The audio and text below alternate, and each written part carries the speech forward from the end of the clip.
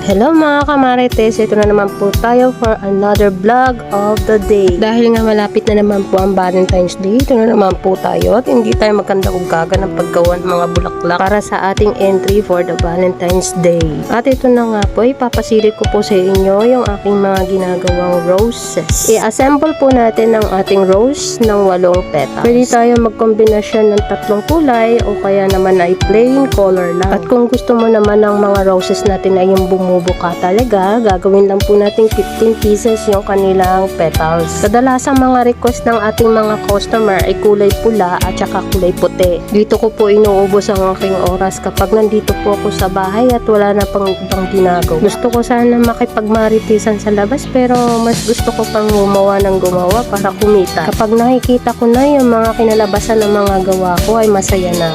At ito na nga po, back to normal na nga po tayo. Susunod po naman natin yung sepals. Pagkatapos nga po ay isusunod naman po natin yung pinakakatawan or stem. Babaludin po natin yan ng yarn.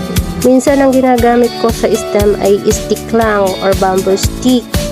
Pero ang kadalasan ng ino-order ng mga customer ay ang alambre. Sunod naman nating itabit ay ang dahon.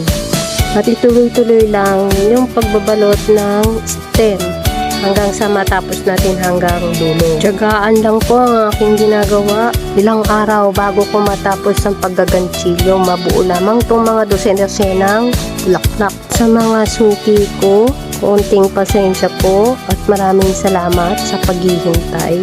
At maraming salamat din po sa mga nanood ng aking video.